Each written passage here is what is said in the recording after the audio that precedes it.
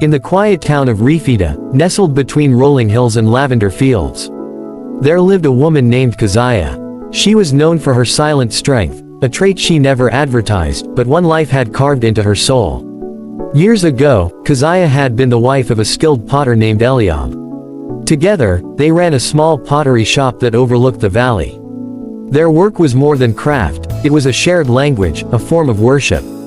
People came from distant towns to buy Eliab's finely shaped vases and Keziah's hand-painted designs that told stories of old, stories of battles won, promises kept, and prayers answered. But one winter evening, tragedy shattered their rhythm.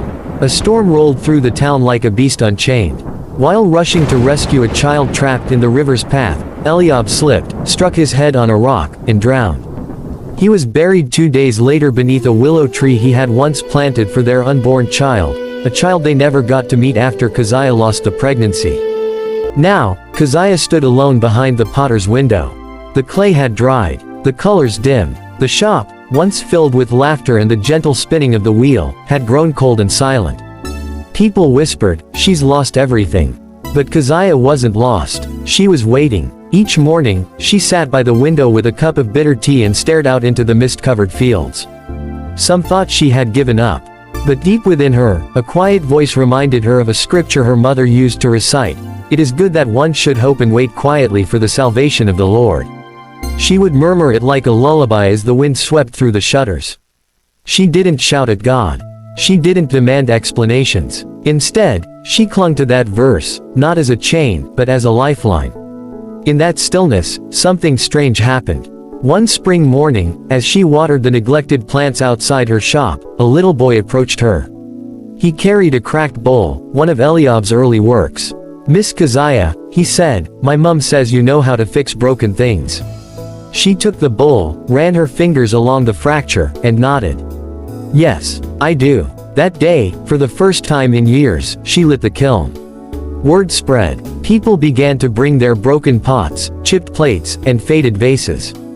And Keziah, with steady hands and a soul stitched with grief and grace, mended each one, not hiding the cracks but painting them with gold, just as the Japanese did with kintsugi.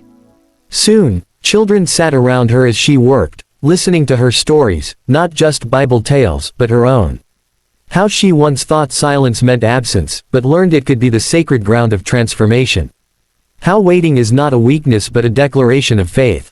And how God's salvation is not always the loud rescue we crave, but sometimes the gentle rebuilding of what we thought was forever lost. Years passed. The potter's window became more than a shop. It became a sanctuary for the weary. A place where the broken were welcomed. And Keziah, once the woman many pitied, was now the woman others admired, not for her survival, but for her hopeful waiting. She often told visitors, "I thought I'd lost everything.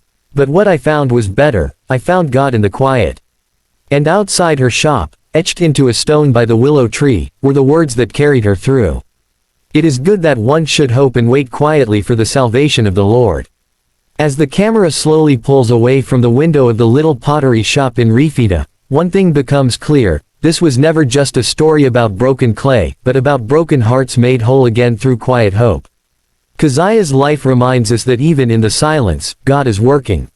Even in the waiting, God is near. And even in our brokenness, He is shaping something beautiful. So if you're in a season of stillness, take heart. Hope quietly. Wait patiently. Because your potter has not forgotten you. Thank you for watching Inspiration in Every Verse. If this story spoke to your heart, like, share, and subscribe for more faith-filled stories and scripture reflections. And remember, every verse carries hope. Every story carries light. And in every quiet place, God is writing something new.